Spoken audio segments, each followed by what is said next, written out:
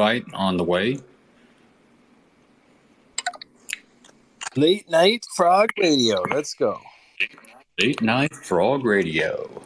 RT, do I sound okay? I'm in an echoey room and I can't find my microphone. I just moved. So yeah, no, box. You sound pretty crispy. There's a slight tail on it, but it's good. It's coming through. Okay. As long as we can work with it. Yeah. I think we're gonna be a-okay. Let's see here. Got to get a couple. Congrats on the move-in, though, man. That's big. I know you've been over there working on it for a while now.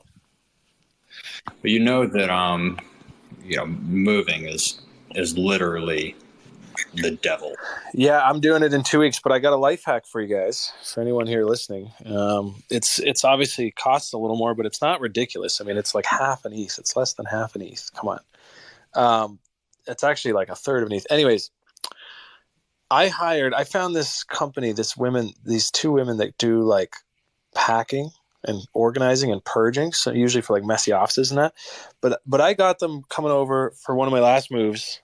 They pack up my whole place. So one of them just does like the boring stuff, right? Kitchen and everything.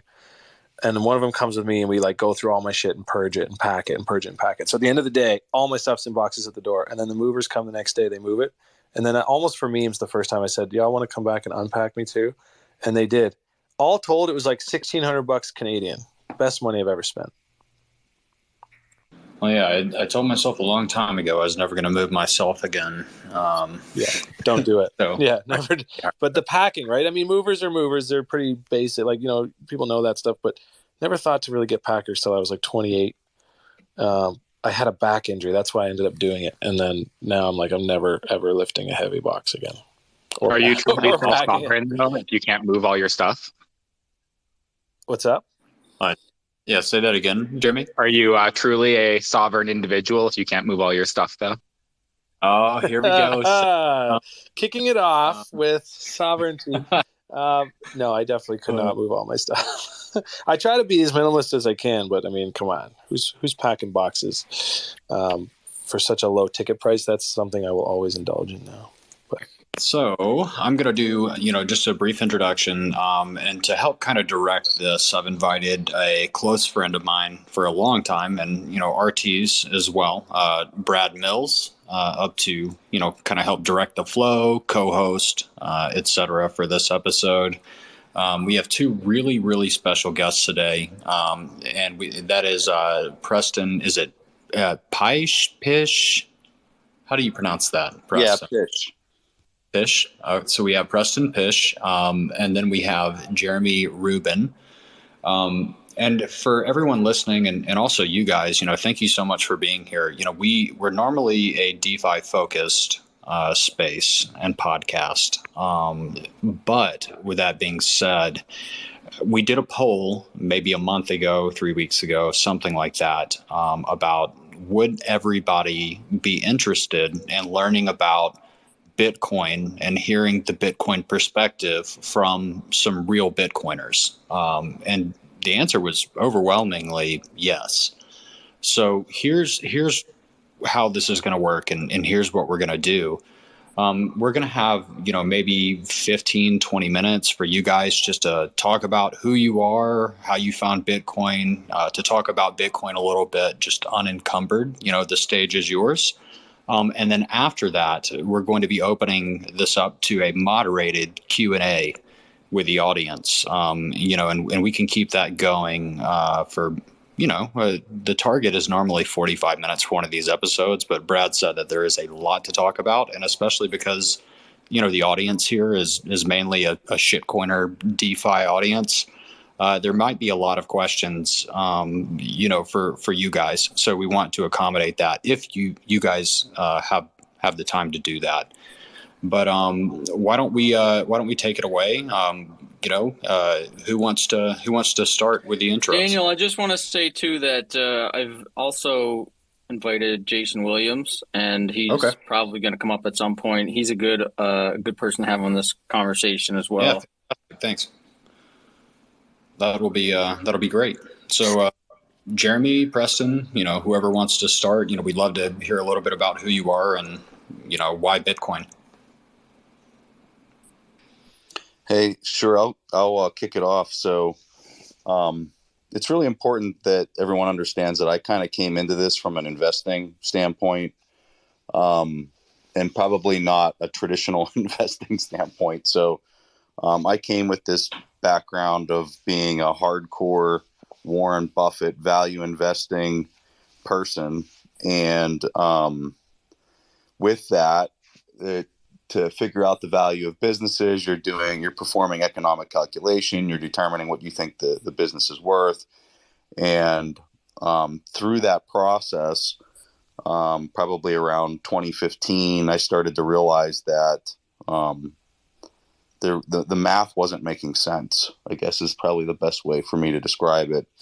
So when you're doing a lot of the calculations, I specifically like to do what's called an internal rate of return, an IRR calculation on businesses, where I'm making estimates on what the future free cash flows of the business will be, and then looking at what they're publicly traded for and what the price is, and then figuring out whether that return is offering enough yield relative to everything else that's on the market, whether that's a bond, a preferred stock, other common stock, you name it, right? So I start doing these calculations, and I started to realize that there's something really fundamentally broke. And I also like macro as well. So I'm looking at that and I'm saying, hey, this inflation rate that's being published does not make any sense. This quantitative easing that's taking place doesn't make any sense. The fixed income market appeared to me like it was completely manipulated, and I started desperately searching for, how does this resolve itself? How is it going to remedy itself? And lo and behold, I find Bitcoin, and I start taking a really close look at how it functions, why it's decentralized, whether it's truly decentralized, and really just kind of the whole space. And so for me, and I think this is a really important point for people to understand when they're hearing my point of view, I'm looking at things from a standpoint of probabilities. I'm looking at things from what looks like a really high probability hit versus the return that I'm going to get. I really like to buy things that have asymmetrical returns, meaning the upside is really high and the downside is pretty limited. And there's a real high probability of the asymmetric return to the upside taking place. So when I'm looking at Bitcoin and I'm looking at everything else in the market, I'm saying to myself, okay, so these other things might happen. They could outperform Bitcoin, but what's the probability that they withstand policy and all these other things, right? And then I'm trying to make an intelligent decision as to not being too greedy, but trying to get the thing that's going to be the base hit. When it comes to like this space in particular, I see Bitcoin as not being a base hit. I see it as a grand slam that's cranked out of the ballpark for the proportional risk that's basically being assumed by the person who owns it. So it's a little hard for me, especially with the stuff that's on the policy horizon, and what I feel like I understand about the fixed income space and the macro backdrop turning into an implosion. It's a little hard for me to unsee Bitcoin and kind of just stay hyper-focused on that. And also, for everybody's background, to know, Preston's the host of the Investors Podcast Network, and it's a pretty, if you haven't heard of it, it's an awesome podcast where they talk about all these things he just mentioned. And he's now got a podcast that focuses specifically on Bitcoin, which I think is called the Bitcoin Fundamentals Podcast. It's part of the TIP network. So everybody should definitely, if you're looking to get up on your Bitcoin knowledge and hear from the Bitcoin perspective from the macro lens, then you should definitely follow Preston's work on the Bitcoin Fundamentals Podcast. Yeah, I caught your thread, I think you put out earlier this week, that kind of got into the M2 money supply, and that's a chart that I've been looking at, Bitcoin price divided by M2, or excuse me, S&P divided by M2, or NASDAQ divided by M2 over the last, and it's a fascinating chart. So I really appreciated that, and lo and behold, here you are on the show just a couple days later. So I appreciate you getting that intro in and giving us that background. Rubin, did you want to kind of kick off and maybe share with everybody a little bit where you're coming from and what your focus is regarding Bitcoin and crypto? Yeah, sure. So, okay. I do pay attention to everything else that's going on. I'm a Bitcoin core contributor, so I work on like the underlying You Bitcoin want to start protocol. over, Jeremy? We lost that first bit. I'm good now. Okay. Yep. My name is Jeremy Rubin. I'm a Bitcoin core contributor. I do stuff, like deep down in the low level weeds of Bitcoin. I also have a sort of like startup that I'm working on called Judica that makes Sapio, which is a platform for Bitcoin smart contracts. And I'm pretty, Bitcoin focused, but I pay attention to, everything that's going on in the space. And I have a lot of respect and appreciation for things happening in communities other than Bitcoin. I think fundamentally, it's pretty rare that somebody's in my camp of like paying attention to what's going on in other places, but still chooses to work on Bitcoin. Usually the people working on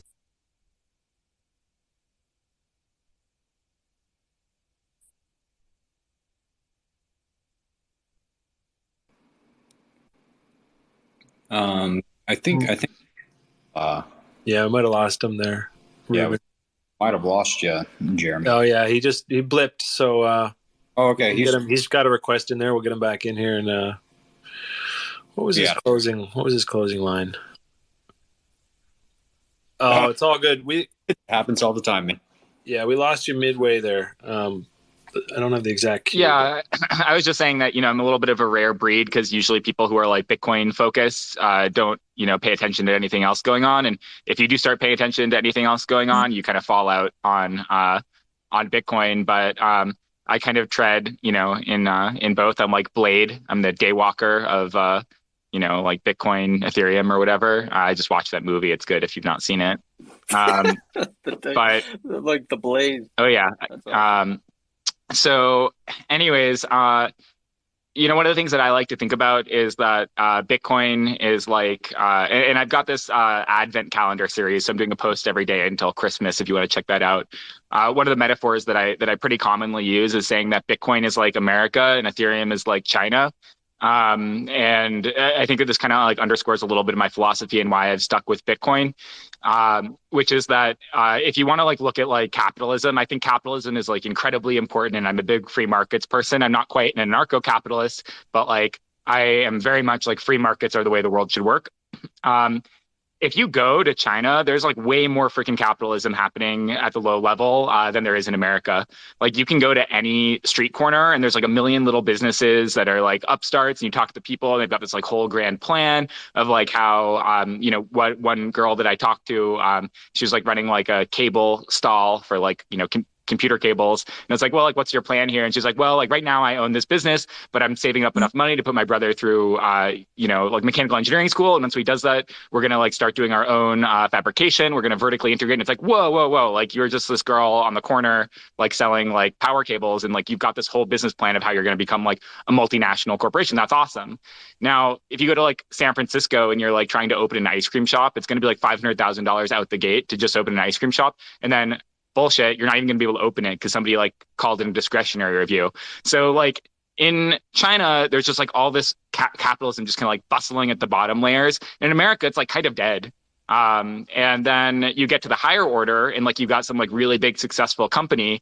And once you figure that out in America, you can run your company for fucking ever. Like you're going to be able to do that thing. And then in China, like if it violates the social order, like you maybe turn into Jack Ma for a few weeks and then you disappear and then you make, only like, sort of celebrity guest appearances and you're very, carefully watched. So the equivalent to that is like in Ethereum, like if you're doing something that violates the social order of what Ethereum is supposed to be, Vitalik and whoever is going to like swoop in and they're going to stop you from doing whatever you're doing and be like, we're going to, pull out an EAP and we're going to fix this shit and no more gas token, no more, no more DAO hack, like no more that. And it's like, okay, like I guess that's chill, but you can't really rely strongly on the properties that you're getting. Whereas Bitcoiners are much more like, hey, it might be tough to build on this platform, but once you're doing something, we're going to bend over backwards to make sure that what you're doing from day one is compatible forever. That like we would never do anything to jeopardize economic activity happening in Bitcoin. And I actually really think that that's important. Like overall, if you like ask me like, what's the best country in the world? I would say that, well, America is like less terrible than all the other terrible countries. And I kind of have a similar feeling for Bitcoin. Where I diverge a little bit from like the common perspective is I like really do look at what's happening in these other communities and go, holy fucking shit, look at all this capitalism happening. Like I want that. I want people coming. I want people building. I want to see that action happening in Bitcoin. And, it's just kind of like not. So I think a nice, another analogy that I would draw to that is it's kind of like the presidential debate versus like the high school debate. And like the presidential debate is obviously the one that's important, but like the presidential debates is just like people talking past each other and it's not really exciting. High school debates are like way more exciting to see what's going on. People are like making all these wild arguments, going fast. And, hey, maybe one of these days those kids might become president, but like we all know it's like the little leagues kind of. So I think it's kind of like a similar relationship where like I want that energy and things happening to come to Bitcoin. I want more people to be thinking about, hey, how can we build on Bitcoin? Otherwise, I'm worried that, Bitcoin's maybe NGMI or something like that. So Jeremy brings a really good perspective for anybody that has questions about what is actually going on in Bitcoin DeFi, the technicals of Bitcoin DeFi, and he can also give a really good breakdown of why, if they have questions about the risks of Ethereum DeFi or whatever. I think he'd have a good perspective there too. But no, it's really you say Bitcoin DeFi, because for example, like there's certain things that I feel like are really important in DeFi. One of those things is, time to finality. Like when you're looking at Ethereum and even, like Ethereum maximalists, like they don't like me, because I like all the chains, I particularly use Avalanche. It's got sub-second finality. It's super cheap. It's fast to use. But one of the most difficult, I guess, things for me about Bitcoin right now is it doesn't really seem like there's all too much going on. Like when you want to be on the bleeding edge, it really feels like you have to go somewhere else.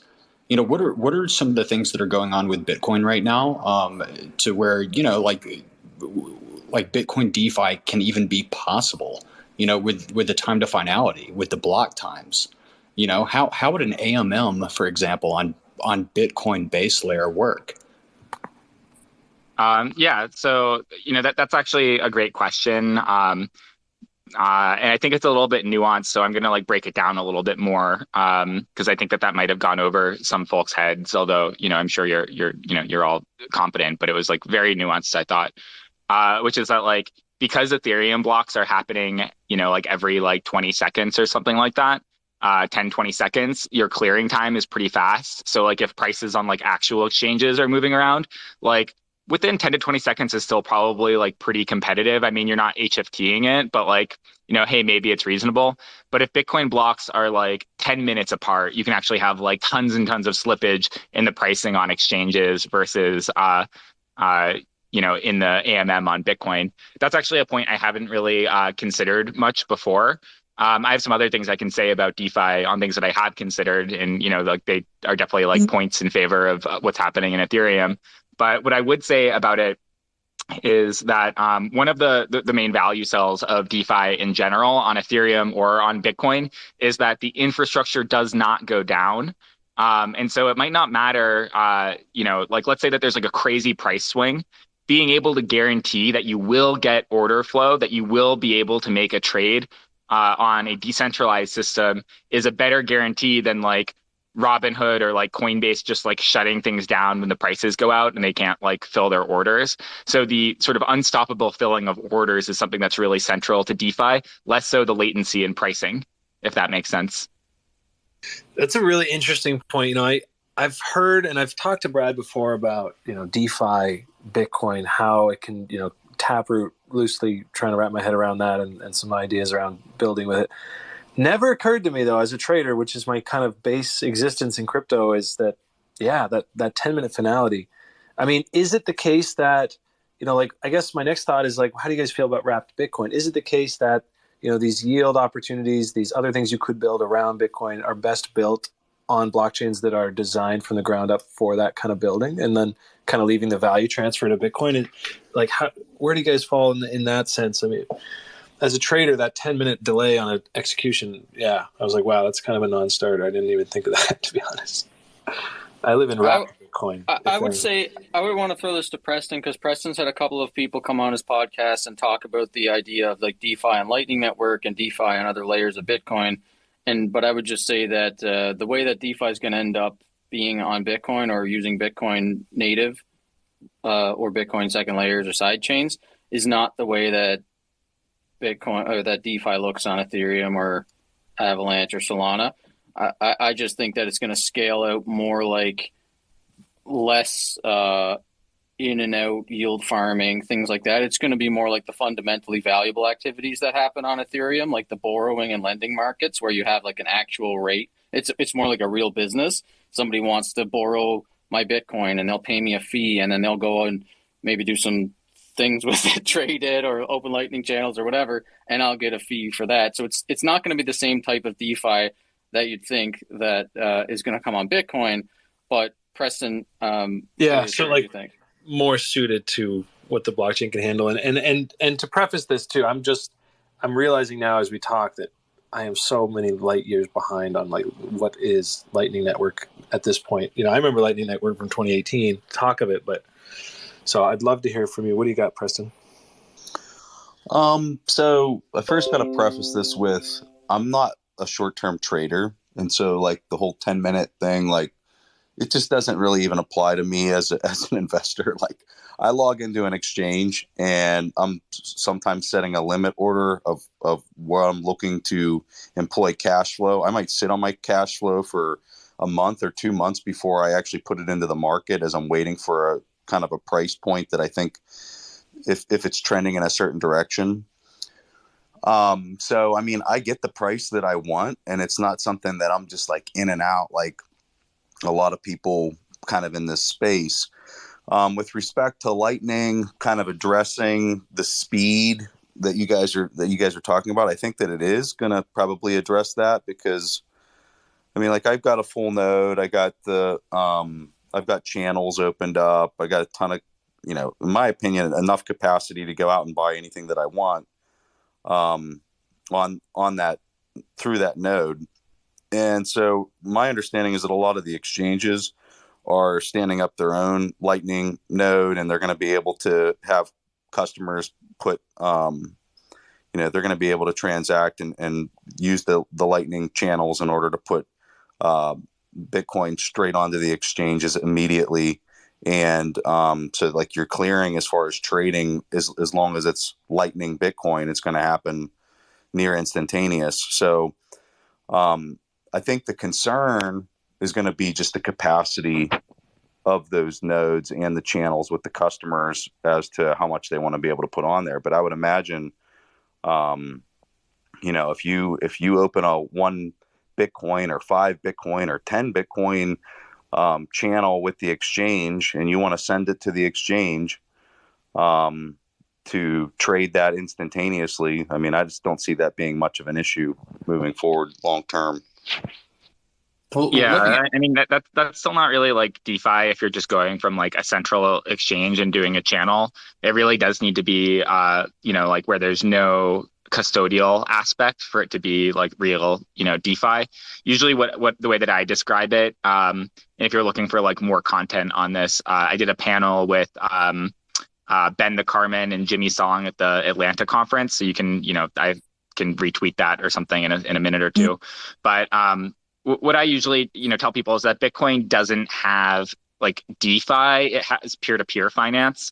And that's a little bit of a different thing. It's closer to like 0x like relayer style infrastructure rather than a Uniswap, where you really do have to like somehow get like match made to a specific counterparty in Bitcoin in order to do your trade.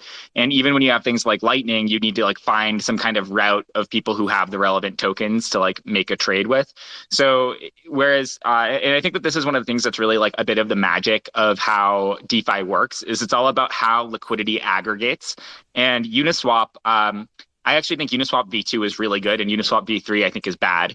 We can get into that, particularly, but like Uniswap v2 is just sort of like beautiful in conceptually how simple it is, that you just aggregate all this liquidity together and it works completely uniformly as like one pool. And that actually has a lot of power in being able to accumulate like the most liquidity, of any sort of design. There are some people who are working on things that are like similar for Bitcoin. I know the BitMatrix team is working on that inside of Liquid, which is definitely not Bitcoin, but like maybe one day we could port the features from Liquid to Bitcoin mainline to make something like an AMM that works like that. So I think that some of these things are possible, but like in the peer-to-peer finance mode, which is I think where most of the things in Bitcoin, like discrete log contracts or payment channels are focused, like you're really finding a specific counterparty to find them. It can be interesting. They can be peer-to-peer finance. That can be pretty decentralized. It can be trustless to a degree, but you're not getting the sort of aggregated user behavior that you're seeing in Ethereum, which I think is pretty central to why it's succeeding. So question for either of you guys: when we have literal purpose-built infrastructure, blockchains, with certain degrees of decentralization for DeFi.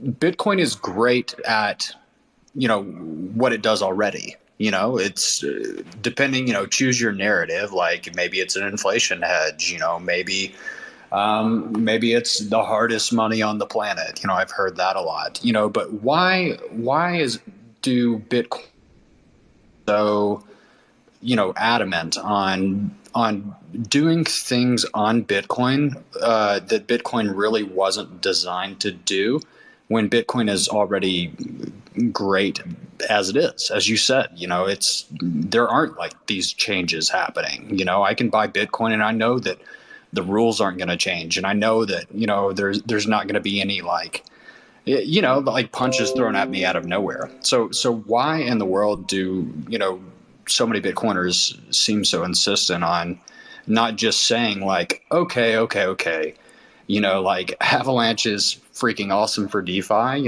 They've got subnets. We can run EVM. We can run any virtual machine over here. I'm going to build out my application on this, and I'm going to enable decentralized finance or peer-to-peer finance on this chain. Why spend all the extra effort and time to build it out for something that really is great as it is and wasn't designed for it? So for me personally, to be quite honest with you guys, like so much of the decentralized finance stuff, like I think it's really neat. I hope it's successful in the long run. It's just in my view of like how I'm looking at what's going to happen in the financial markets in the coming 5 to 10 years. Today, it's just noise to me. Like the elephant in the room for me personally is that the debt markets are absolutely going to blow up. You got over 100 trillion that's stuffed into this. The whole negative yielding in real terms. I think 20 trillion of it's negative yielding in nominal terms already. And so like I'm looking at that, and it's going to be like a supernova event, right? And if true, which there's no way to know whether that supernova event is going to happen, but I sure think it's going to happen. If it does, I just see everything kind of piling into the thing that's going to be trusted. Does that mean that DeFi won't take place? I think DeFi will take place. I don't know which protocol is going to basically take the lion's share of that, or maybe there's 3 protocols that'll be working, or more than that, or maybe 1. I just don't know. And I can't. And going back to like when my intro, where I'm looking at probabilities, I'm trying to say, what's the high probability event? How can I be in that space? And again, I'm an investor, so I'm not, I'm looking at all the tech and I'm saying, my God, there's so much here that I don't know. I have a deep appreciation for how much I don't know about the space and about the decentralized exchanges that are out there. And I know there's Uniswap, there's all these things happening, right? I just don't know where to be with a high probability conviction that I'm going to be right. Yeah, and I can respect. As an extension, to your answer, Preston, I'm also interested because you do keep talking about high probabilities. Of course, the elephant in the room, and what a lot of shitcoiners right now are kind of ha-haing about is the fact that just about anywhere you put your money in the last year, maybe year and a half, like you've outperformed Bitcoin significantly. I understand that even a year and a half, holding Horizon, like that's probably peanuts to you, right? That's extremely short term and small minded. With that being said, I'm honestly baffled at this market cycle because I still remember about maybe a month ago, I started thinking to myself like, okay, King Bitcoin is going to take back market share. It always has, it always will. People need to respect Bitcoin and they need to respect the king. But that's something that didn't exactly happen. So when we're talking about asymmetric returns and things like that, do you still think for the average Joe, like maybe you're not going to put 10 grand in and become a millionaire anymore, but do you think that those asymmetric returns still exist right here at whatever price Bitcoin is, 50,000, 48,000 bucks,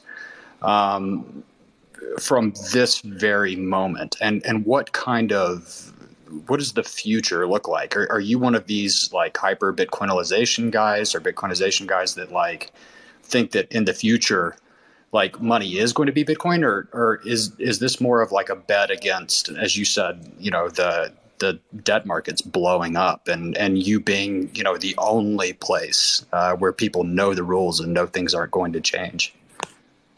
Yeah, so I think the latter there. I think that when you look at the size of the Bitcoin market and the whole, any crypto coin there is, if you add them all up, it's a pittance. Like it's just really small in the grand scheme of things relative to all the equities and all the fixed income in the world. And so the people that are controlling, I could, I don't know, but I would guess you could probably point to 5 people on Wall Street that control the flow of capital that exceeds this entire market space. 5 people, I bet. And so and I'm not saying that's a good thing, quite the opposite. But the reason I'm saying that is those people, like let's just talk like a bond tranche. Let's say you're working for one of these big banks and you're handling 5 or 50 billion in a bond tranche and it's yielding 1.5%. Like that's a pittance. When you're talking about like terrible returns, that's a terrible return, right? Like disgustingly bad return. The fact that people can go out there and buy some JPEG and it goes up by 3,000% because they found some other person to buy it, like it's just total noise to me. Like when I'm looking at what's about to go down in the global economy, it's like all these guys managing these $50 billion bond tranches that are about to blow up. They're going to be looking for somewhere to stuff that buying power, and they're not getting any yield. And the central banks are becoming completely inept. So they have to go somewhere, and they have to go somewhere that they trust. And it's going to be a very, I think it's going to be a decision that's based on what cannot be manipulated. Because in the world right now, we're at peak manipulation. Like everything is so jacked. And when I look at most of this space, like it's venture capital money. It's venture capitalists that are getting a cut of, hey, we just got another print of like all this money. So send it over to venture capital firm, whatever, and let's have them allocate another $100 million into the crypto space. And let's throw it at whatever. It doesn't matter because it all just keeps going up, right? Well, it's going up in market capitalization. It doesn't mean that it's actually going up in productive value, which will be determined with, more time. So the space is just ripe with capital. Well, with fiat that's just spewing out of the gusher everywhere. And I suspect that once the world starts to figure that out, I think you're going to have this move to something that can be trusted, something that can't be manipulated, something that can't be debased, something that's actually decentralized that the government can't shut down, something that has some type of policy regulatory guidance that everybody seems to be agreeing on. In my opinion, around the world, it seems like nobody's going to touch Bitcoin, all because I think they know they can't. But a lot of this other stuff, to me, I just see it as risk, policy risk. That's how I view it, right? Could I be there and could I get triple the returns? Sure. Do I think I can do that with high probability? No. And just so you guys understand, like when I'm looking at my opportunity cost of like where else I could have my money, I'm pretty much comparing it to like the NASDAQ. Like that's my benchmark hurdle rate. Like if I can outperform the NASDAQ, I see that as a win. So that's, and I know that's a lot different than people who are probably in this room listening to this, because they're looking at, oh God, I could have been in Avalanche, or I could have been in whatever, right? Which 3x Bitcoin. To me, a lot of that's just noise. Yeah, and it's an interesting perspective for sure, because I see exactly what you're saying, and frankly, I kind of agree with your overall premise about the debt bubble and things come crashing down. And I would, I guess, challenge, or not even really challenge, but you're suggesting that all of that bond money, the main thing they're looking for is that policy risk, the security, like nobody can manipulate this. I would argue that a lot of that is going to also just be looking for yield, and that the people that are sitting in those bonds, or the entities that are sitting in those bonds. And it's not even the other thing too is, I guess, that I'm coming at this from a trader perspective. So whereas you're saying like probability wise, long term, what can I expect from this? And you see that slam dunk, that grand slam in Bitcoin. Whereas along the way, I'm watching things shift and I'm jumping in and out of things like hot, cold, like, so as a trader, it's a much different perspective, obviously, than an investor. But what do you think of like the yield seekers from the bond markets? I know we talked last year on our show about, the $30 million or $30 trillion in like negative yielding bonds in Japan or whatever. And you're thinking like, man, wouldn't they love a taste of 2, 5, or 7% fixed yields on like Ethereum POS leveraging things that are being built or whatever, if they even work. But, what are your thoughts on that? Like the yield. So I really like the interest rate piece that's kind of popping out of this, because it's starting to demonstrate to the rest of the market that how the hell is somebody getting 5% interest on Bitcoin? Or how is somebody getting 8% on this? Because if I put it in any type of savings account, like I'm literally getting nothing. And in some parts of the world, you're literally getting a negative. Like, give me $100, I'll give you 99 back next year.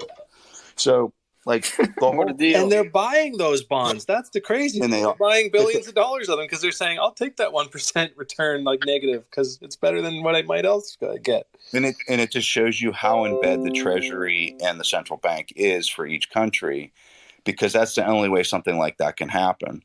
And so you're starting to see this thing over here in the digital asset space that's demonstrating free and open markets. And you're just at a point where it's still so early. It is so early. People have no idea how early we are. That I think they're just looking at it and saying, well, there's no way that yield's being generated. And I think in a lot of cases, it might be just like, these schemes that are running. But, like there was just an announcement today that people were going to be able to deposit their Bitcoin and take out loans for real estate and things like that. So like it's starting to mature. It's going to take more time. I think it's going to take a lot more time. But the thing that I do like is it's starting to demonstrate that, hey, if you put something on deposit, you should collect some type of interest for putting something on deposit, especially if you're putting something on deposit that is unmanipulatable, right? Like that yield should be extremely high. I know for me personally, like if my expectation for Bitcoin is that it's going to do 100% a year, which is pretty much my expectation, do I put a lot on deposit if I'm only going to make like 5%? Because the custody that you're giving up through that process. And this is where, and people might not believe me, but this is where I think there's a lot of promise in peer-to-peer lending. Peer-to-peer over-collateralized lending that settles 24 hours a day, I think has so much promise, right? Because that's something that traditional markets don't have, is that they're open 8 hours a day. They settle their books at the end of the day. This is where all the risk kind of enters in, right? They settle their books, they adjudicate. It's all fractional reserve. None of it's over collateralized. It's a disaster, right? So I'm watching all of this stuff. I'm watching the decentralized exchanges, and I'm watching out of curiosity, and I find it fascinating. But I'm looking at it from a numbers standpoint. I'm looking at it and saying, okay, Preston, you could do 150% if you took on more risk. But you got to understand, I'm just in a different position in my life, right? Like, I don't have to take big risks. I'm living a very nice, comfortable life. I don't need to go way out on the risk curve to capture 105% versus 100%. No, and that it really does come down to perspective. And this we talk a lot about on our YouTube channel at Hero Labs, is like just having your own plan, right? And that's why this whole like not financial advice, you can't talk to somebody and say this is what you should do. And I've never felt compelled to convince anybody else of what I'm thinking after about the first 6 months in crypto, where I wanted to tell the whole world about it. And then I realized it was just everyone's got to take their path. I think what you've described fits, obviously very well for what you've got outlined. For me personally, I needed to take more risk to get to where I wanted to be. I'm kind of getting close to that now, and I'm ready to get into the yield. And that's why I'm so obsessed with DeFi now. Can I park, stables on Aave on Curve and get 20% or 13% on dollars? But what I think is interesting, and what's really come to my attention this episode, is the idea that just sitting in Bitcoin, if you can flatten out the average expected return year over year based on your thesis, you are essentially getting a yield just by sitting in it. And that's a perspective I hadn't really factored in, even if it is a smaller yield than perhaps what I'm used to with altcoins. When I like to trade those swings, like, it's something to consider. I mean, I think 100% a year over year for 10 years, I would agree with you. And I could even see it being a little higher. So that's just a different perspective. You're not getting more Bitcoin, but you're, dollar wise, you're getting a yield there. And I think that's something that raised a few of my eyebrows. So I wanted to say something really quick before we move into Q&A. And this is really, I mean, I agree, peer-to-peer lending is huge. And, I'm sure that you're not aware of this, Preston, but I thought you'd find it interesting. I actually purchased my home with an over-collateralized loan from a platform called abracadabra.money. And what I was actually able to do was deposit interest-bearing collateral into the platform and take a dollar loan against that. And the really interesting thing about this is when you have interest-bearing collateral, the collateral I chose is called 3CRV or 3 Curve. It's just an LP position. It consists of a few different kinds of stable coins. But the collateral I've deposited actually increases in value over time, as people trade in and trade from different stables, but that actual collateral accrues value. It's natively interest bearing. And then the protocol itself takes that collateral and deposits it into a yield farm. That yield farm is known as convex. So through an over collateralized loan, I was actually able to purchase my house with cash, and in a sense, get paid to own my house, title in hand. Now that's something that's happening right now in DeFi. And Abracadabra is available on a lot of different chains. The chain that I used for this particular thing was Ethereum.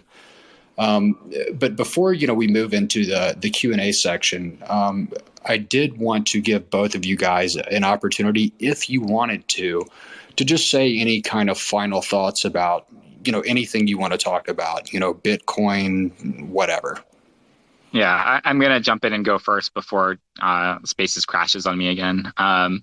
So what I would say, I heard this maybe like a little bit earlier. If I can paraphrase, you can tell me if I'm wrong. I don't know exactly who said it, but it was like, the number one rule of dating is like, don't stick your dick in crazy or whatever, or whatever politically correct version of that there is. And the question was like, why should Bitcoin add DeFi when Bitcoin's already kind of like crushing it? Like, why do you need to do that if like other people can go and have that fun? And part of how I've been thinking about it recently is that there are sort of like four things that I really care about for Bitcoin: decentralization, privacy, self-custody, and scalability. Those are kind of these like four pillars of what we want Bitcoin to do. And it's like, if we don't do those things, it's over. Like any one of those pillars doesn't exist and like the chair falls over. I know people like chairs or whatever, but that's a little bit of how I'm framing it. And one of the things that I think some Bitcoiners are missing is they want to see things as like a classic architecture where you build the foundation and then on top of the foundation you build something cool. But a lot of these systems are a little bit more like one of those like Tensegrity tower things where you've got to like No. Yeah, I want to know where the Tensegrity tower is. Yeah, be sure to get that queue ready, Brad. He's coming in hot. We got him back up. He's back here. There you go. You're back.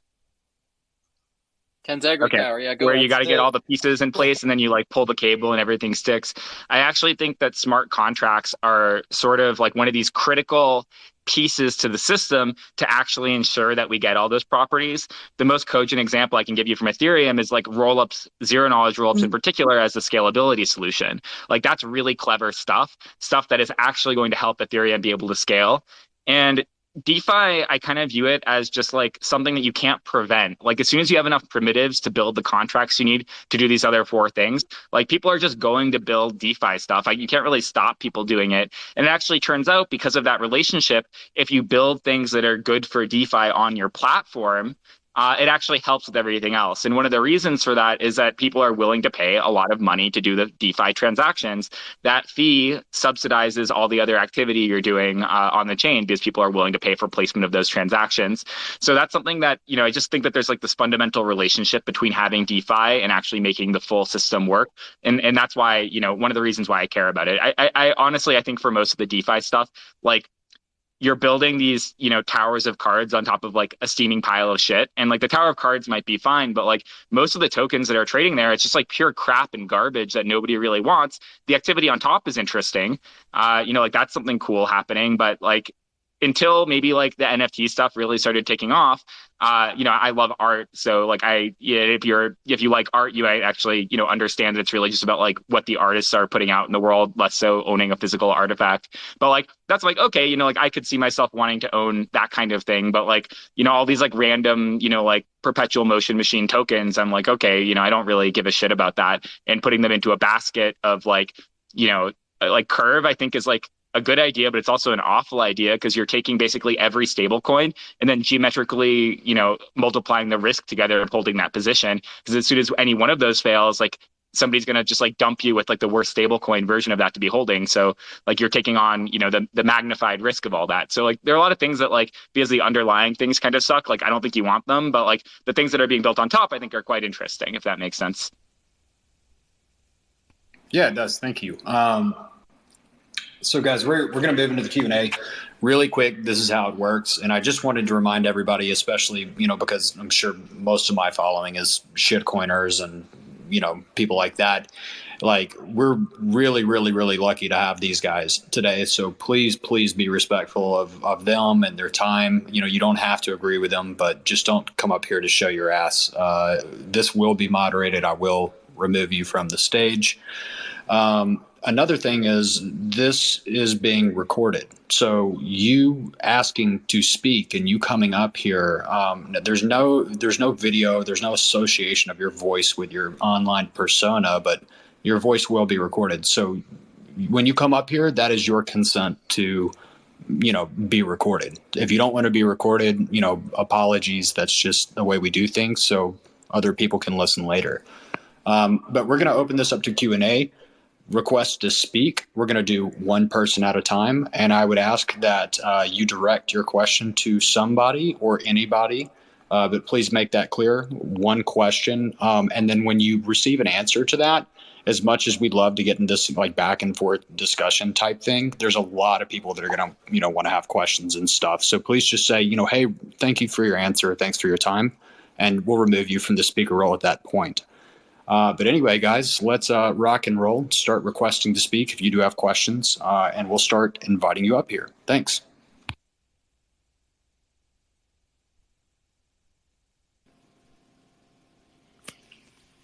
All right, let's do this. Who do we got up first? I see OX the Spaniard.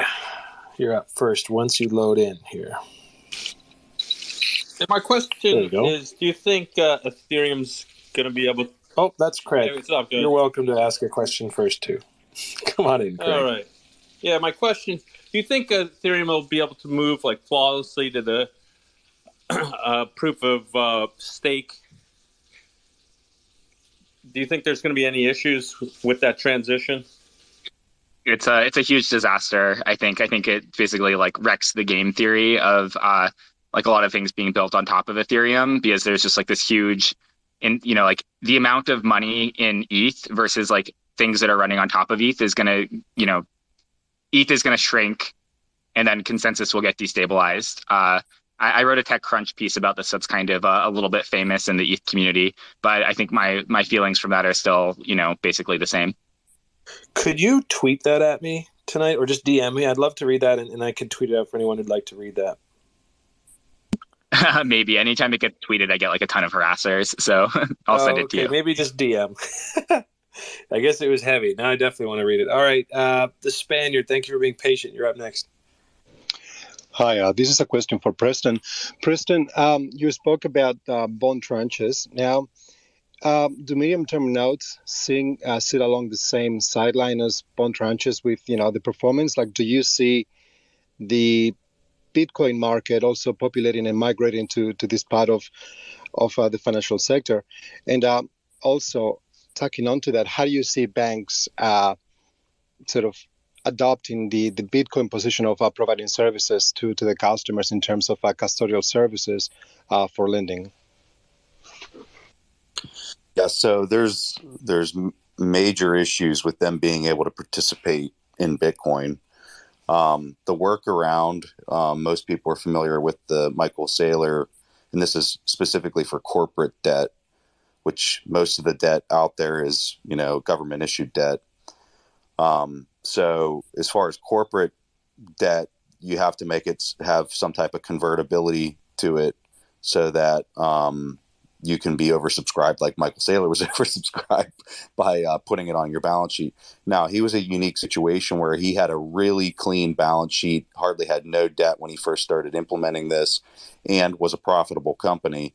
So if you're a company that's not like that, let's say you got tons of debt, you're not profitable, and you're saying, hey, we're going to float a convertible note and we're going to buy Bitcoin with it, you might not have the same outcome, and you might not have the same interest from the market that he had. So it's kind of tricky. It's kind of tricky even on the corporate side, I would argue, for people to implement that, to get beyond the charter of all these fixed income funds that would want to participate in something that has some type of Bitcoin backing. The El Salvador bond, I would tell you, is probably the best example of a country that's trying to tap into this market. I mean, they're only doing $1 billion issuance, and it involves them having a natural resource. It has a president that gets this, and like all of those things, right? So, what I think is going to drive that space into Bitcoin more than anything is just the continued mutilation of yield and sanity is going to force a lot of the people that participate in those markets to try to start campaigning or trying to influence policymakers to allow them to somehow have access to Bitcoin, is how I actually see it going down more likely. Because where we're going from here, you're already seeing, inflation numbers are in excess of 6. I think the last print was 6.8%. And your yields like on the 10-year, I think, are at 1.5. So you're at like a negative 400 basis point spread just here in the U.S. And those are some of the highest yielding bonds on the planet as far as like government debt goes. So as they continue to mutilate that and they try to take the yields negative in nominal terms, so like, oh, hey, buy this negative 1%, like you're going to get to a point where nobody's going to want to own that. And everybody's going to be trying to get out of it because it turns into a contract that guarantees the loss of buying power just on its face in nominal terms. So I think that's what's going to drive policy decisions that are then going to be brought up by those people that are participating in those markets, that they demand some type of access to Bitcoin. Thank you, Preston. All right, excellent. We've got big DeFi guy up next. Hey, can you hear me? Yeah, you're loud and clear. Perfect. Thanks for having me. My question is for Jeremy. I just wanted to ask about Polkadot and the idea that, you know, it's starting to become talked about quite a bit more, especially around DeFi, and there's multiple chains and networks, and Polkadot making this promise of interoperable and sort of this amalgamated liquidity across multiple different networks. Do you think that that's interesting? Is that something you've looked at as well, or do you think that's sort of an ideal picture of what it might actually end up being? Did we lose Jeremy? I think Jeremy crashed. Hold on, let me try to get him back. Maybe I guess I could shoot a question over at Preston. Yeah, guys. Yeah. You've asked your question. Okay, yeah, I'll just ask Preston a question. I did have one for him. I do agree with him that 99.9% of everything happening right now in DeFi and stuff like that as well is noise. Although I do participate in it, but it's not a long-term thing. I do appreciate his perspective on holding Bitcoin and stuff like that. But I did hear you say that there are interesting things, or things that you find interesting, happening in Bitcoin. So what are those key fundamental things that have piqued your interest, and why? You're saying in Bitcoin or outside of Bitcoin space? I think he means in DeFi, yeah. Okay, no, yeah, so in DeFi, yeah. I know that you said most of it was noise, but you said you were paying attention to some things. Yeah, I think it's really interesting. I think Uniswap is really interesting. I think the idea of being able to exchange tokens without there being some type of centralized exchange being there is a fascinating idea. The only reason that I'm not in that space is I have concerns about how decentralized it actually is, and my understanding of how decentralized it is, and the time and that's going to take for me to fully understand all those variables and account for it from a risk standpoint.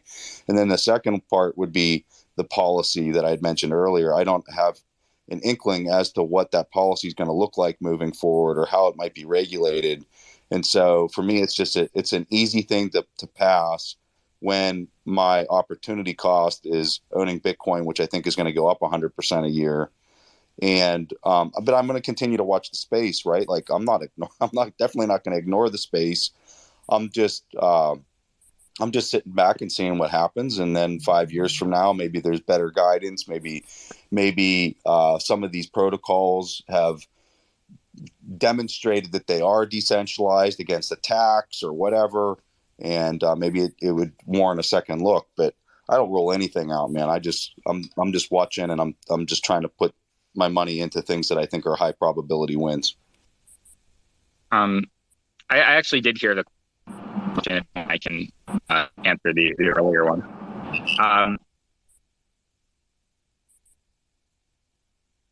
Yeah, go ahead. Can you hear me still, or did I lose out again? You sound great. Okay, I would just say that I'm like an on.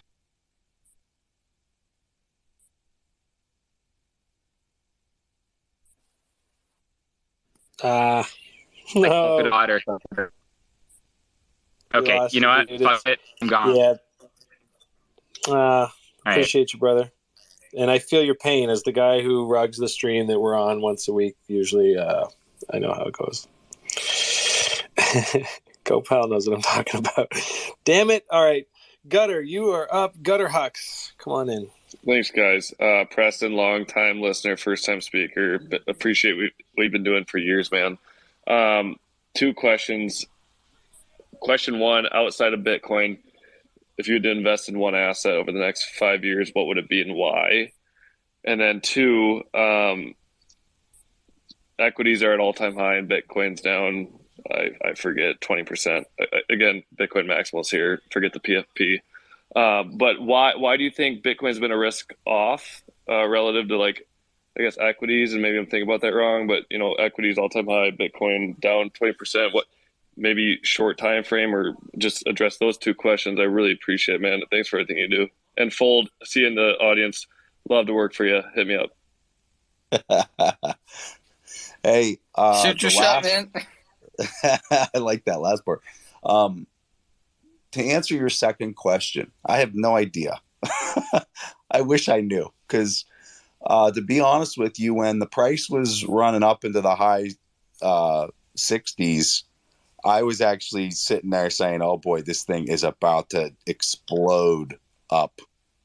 And when it started selling off, I was like, oh, this is not what I was expecting. And then the equity market was kind of still hanging on and Bitcoin was selling off. And I was like, all right, well, I have no clue what's happening right now. The only thing that I maybe think is maybe people are doing tax sales and then buying it back because of the end of the year and the tax implications if they bought up there, and it maybe just accelerated a little bit. I don't know, but this is at the start of this halving cycle.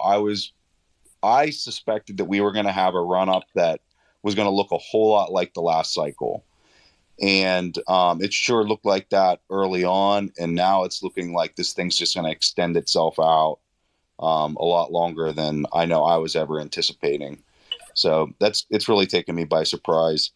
To answer your first question, I don't think I have a good answer for that either. Because whenever I'm looking at the disaster, what is the global economy, the thing that I think is going to solve it is the polar opposite of what's causing the disaster right now. What's causing the disaster is centralized money printing and control and policy making and all that. Centralized. So for me, the thing that's going to solve it is going to be something that is completely decentralized and that has a fixed peg that cannot be manipulated no matter what. And as everything starts to erode, and I don't think we've seen anything erode yet. Like, I think this thing has completely held itself together. You're starting to see a little bit of like social unrest and things like that all over the world. It's all happening because we're all on the same global monetary kind of standard. And so it doesn't surprise me at all that we're seeing all of this social unrest kind of grow and crescendo. But we hadn't seen nothing yet, like absolutely nothing. So I think once that starts to heat up and starts to really get crazy and you start to see like tons of impairment in these credit markets, it's going to get really spicy. And I'm going to be very comfortable sitting back and watching Bitcoin, which is also going to be very volatile. But as they replenish the units in the system, which they have to do, you're going to watch Bitcoin just rip. I'm pretty confident of that. So I don't have a good answer for you on the first one. The unsettling thing about that is like in The Big Short, where the guys at the casino at the end are just cheering. They're like, yeah, we did it. And then Brad Pitt just tells them, he's like, shut up. Do you realize how many people are going to die when, employment goes up 1%? And I'm like, damn it. Because I feel you, man. It's a mess, but I'm not looking forward to the outcome. There's going to be a lot of dislocation through all this. And hopefully the people that are having a massive amount of buying power come into their name are very humble and taking care of their fellow human beings. Yeah, and that's sort of where I was going to end there, is that the best we can do is look out for ours and communities and families, and what else can you do, right? I think a good point there for anybody that has that same concern, and I hear a lot of that in Clubhouse. A lot of people will come into the Bitcoin rooms in Clubhouse and they'll say, you guys are cheering on the demise of the dollar and stuff like that, and they say that it's not patriotic, it's anti-American, it's like looking at a car accident and cheering it on, like that sort of stuff. And there is that sentiment, I think, from certain, I don't know if it's no coiners or whatever, that Bitcoiners are cheering on this to happen, but it's totally not true. I mean, of course, there's always going to be people that have all kinds of weird, like, edge case opinions on things, but that's not like the Bitcoiner perspective. And most people are actually trying to put people on the Bitcoin lifeboat, because we believe that Bitcoin is the way to save yourself and protect yourself from super inflation or whatever. Maybe it's not going to be hyperinflation. Maybe it's going to be a deflationary collapse. Who knows? But something's going to bad happen with the markets and with the dollar. And Jeff Booth has a really great book for anybody who has not read it yet, called The Price of Tomorrow. And, maybe even Preston, I think you've had him on your podcast. People should listen to Preston Pysh and Jeff Booth discuss The Price of Tomorrow, and how Bitcoin can provide an orderly exit. And it doesn't have to be apocalypse. Like, it can, if the Fed keeps the system from blowing up long enough, Bitcoin can safely onboard as many people as it needs, as long as they don't screw it up too fast. I like the energy in that suggestion. I'm going to check out that book, The Price of Tomorrow. Appreciate the reco. Rocket, I actually bought that book a week or two ago, and I've been meaning to start it. I've just been super busy, but from what I have read, it's an amazing read. And once again, that is The Price of Tomorrow. You can get it on Amazon if anyone's interested. Yeah, no, I need a book. I need a good book right now, so I'm going to do that for the break here. Okay, excellent. Gopal, you're up. Hello, my Maxi friends. Hi, Press, Jeremy, everyone. Good to hear you since long. All the Maxis be superb, everyone. Thank you very much for letting me speak with the Press and Jeremy. Yeah, coming to my question straight to. Yeah, Press, I've been orange pilling my whole country since I met Magu and Neski. I love those guys. I love each and every Maxi for teaching everyone every day about what is the importance of the real currency. So, Press, coming to the question, good talk later time. So, when will be the, country like US will announce that officially that they are starting accumulating the Bitcoin? That's the first question. As you know, our country has even a copied constitution from the UK. So I'm just wondering that when that will happen, that US will announce legally. Will they will first they will accumulate for the years after they will, or they will do it soon? The second question is why there is a less fund for the Bitcoin developer. Why they are leaving it slowly, not just a fake tweet, but why people are not investing, why there is no fund behind it. So that is the two things. And one last thing I will ask after it. Yes, sir. So as far as the countries adopting it, I would tell you that the countries that have been the largest victims of dollar dominance or euro dominance, or any other major currency, are going to be the ones to adopt Bitcoin first. The ones that have experienced the luxury of being that global settlement layer are most likely going to be the ones that kind of get it last. Now, with that said, it really kind of comes down to leadership and the power of those influencers within that government. So let's say you have a president of any country, and you're seeing this on full display down in El Salvador, where you have a president who really understands Bitcoin, and you can see how much he's influencing the policy of that. And they kind of, in my opinion, El Salvador fits the bill of a country that's been victimized by dollar dominance. So it makes sense to me that they would be one of the first to start adopting it. But even though a country maybe has experienced this dominance and this luxury of having this global settlement fiat currency, it doesn't mean that they can't adopt it sooner. So I just caveat it with that. Your second question, why aren't more people kind of getting this? I would just tell you, I think I think there's a lot. I think there's a lot to get here, and I think that it really. The second question was, Press, why people are not funding the devs, the developer who's working behind the Bitcoin, and why they are leaving? I'm not sure. I'm still following your question. I can answer that one, Preston. Go ahead, Brad. Yeah, go ahead, Brad. So, in the last week, there's been 3 Bitcoin developers publicly announced that they're stepping down from publicly contributing to Bitcoin development. John Newberry, who also runs Brink Bitcoin, which is a Bitcoin charity that helps support Bitcoin developers, was one of the folks. And there was a lot of drama on Twitter this week about Bitcoin doesn't have funding for developers. And I think that's what he's referring to. Some people were saying that the Bitcoin developers are stepping down because there's no funding for them. And I think that the real, of course, we want to do more funding for Bitcoin developers. And I just pinned a tweet there. Jack Dorsey's got a fund up now that he just nominated 4 people to the board to run it. They've got 500 Bitcoin that they're giving away to support Bitcoin development. BitMEX does a lot of Bitcoin grants. They support a lot of developers. Human Rights Foundation supports Bitcoin development. Udi Wertheimer actually had 2 debates this last few months where he raised $500,000. That's through CMS Holdings. They donated to Bitcoin Core developers. There's a lot of development happening, and a lot of donations happening to Bitcoin Core development, but we need more.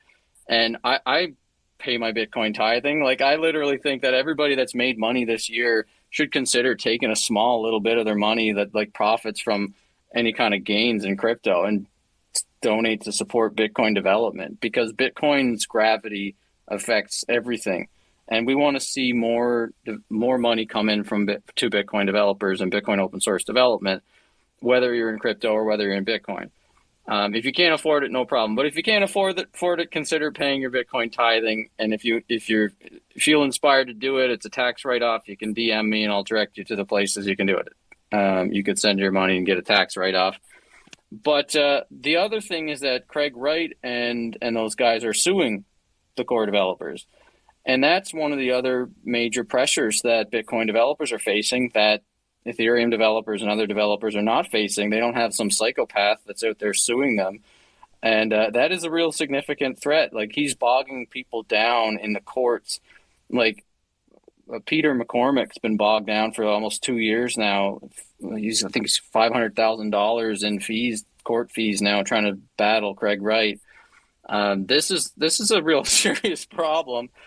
And that's part of it. That's another part of it. And then another one of the core developers that stepped down, and another theme that's been emerging from core developers, is they're encouraging a lot more people to contribute to the Bitcoin core development or Bitcoin open source development anonymously. There is a culture already of anonymous Bitcoin development, and that's being encouraged more. So some people are thinking that this is just kind of the public exit from developing on Bitcoin, but they're actually just going to come back as a NIM and still develop anonymously. Yeah, superb. That was a great thing, sir. Thank you very much. And the last thing, Preston, I'm under the interview for the Ethereum Foundation for the team lead position, but I just get to know about this fund running by the Jack that was started before a year. So is there anything, any company or any suggestion you can you can tell me where I can work on a Bitcoin? I don't want to go with the ETH Foundation now.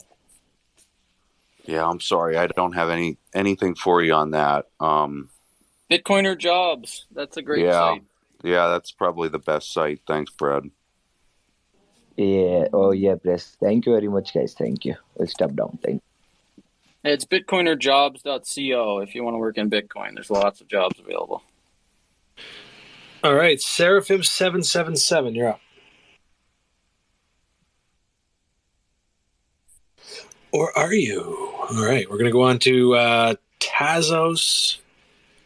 No. Sideropo. I won't butcher your name again. Go for it, brother. Thank you. So I have a question about the environmental impact of Bitcoin. I think the energy fad has been dispelled pretty well, as far as I understand. My question is about e-waste. Is e-waste a potential issue in the future of Bitcoin? Thank you. I'm not sure I understand what you mean by e-waste. So, I mean, assuming that the energy consumption of Bitcoin becomes a much more significant percentage of global consumption, the use of ASICs, would it lead to too much e-waste? That's my question. Oh, I got you. Okay. It's something I have not done enough research on to really kind of provide you an intelligent answer. I do know that what it's providing is going to really revolutionize just global cooperation as far as everybody working together towards a common end state without having currency arbitrage and the friction that's associated with it. Whether that's worth this this cost that you're bringing up, I don't know. I can't answer that, right? But I am looking at the benefit in contrast of what we have today and how broke what it is we have today. And me personally, I'm willing to. I'm more than willing for that to be there, but maybe I don't have a deep enough appreciation for how much waste that is, right? But I don't really have a good answer for you. I'm sorry. Fair enough. Thank you very much. I've heard this argument before, and I think like the best way to think about it is it like there is a lot of toxic chemicals that go into making ASICs, just like there's a lot of toxic chemicals and stuff that went into making smartphone chips for a long time, and eventually the industry got to where now Apple does mostly a lot of recycling, and they source materials and they use better materials. So I just think the market will take care of this. Right now, there is a concern that some of the chemicals used in the manufacturing of the ASICs are like really toxic and they have long half-lives. But I mean, the same thing happened with other industries. The same thing happened with video cards, and I would say that like it's going to sort itself out eventually. I do know this. I think every house in the world, has a TV, right? If you just look at the general hardware that every single person on this planet has, and then you think about the number of ASICs that'll be there in comparison, I don't know that it's necessarily going to be cause for concern. But again, somebody would have to go do the analysis and try to figure out what they think those numbers would be. Yeah, I think the gain you get from the technology could outweigh some of that, and then we're going to try to save the environment. Let's look at some other ways to cut back. We've got one more question in the house here. Lazy, you are up, sir, or madam. Cool. Can y'all hear me? Yeah, we got you. Yeah. Okay, cool. This question is for Preston, and I just wanted to say thank you for all the work that you do. Your old Warren Buffett videos were definitely my first ticket into personal finance, so it's nice to be able to kind of speak with you today. So on to my question. I know you mentioned in one of your podcast episodes, if I get your overall reason to be into this right now, you're into Bitcoin, not so much for money go up, for the gains, but to kind of avoid the sinking ship. And Bitcoin happens to be the most developed, next vessel.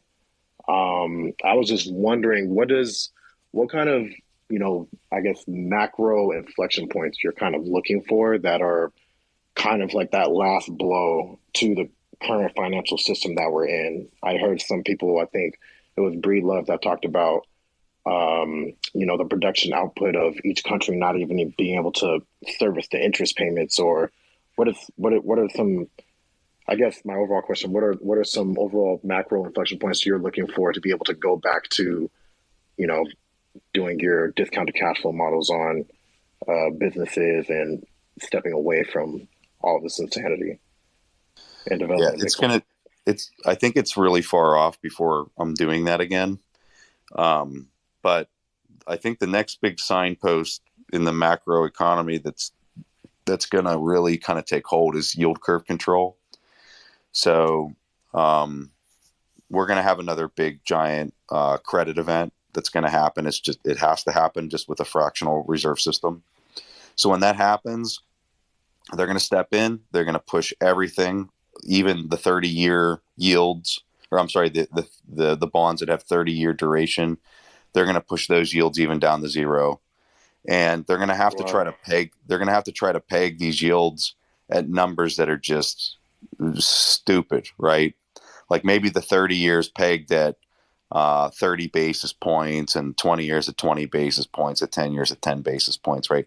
They're going to have to peg them at those levels. And so what does that mean? It means if the yield tries to sell off higher than that, the central bank and the treasury are going to coordinate together to peg those yields so that they can't go any higher than that. They're going to step in. They're going to supply that liquidity into the system, and they're going to keep those yields right there.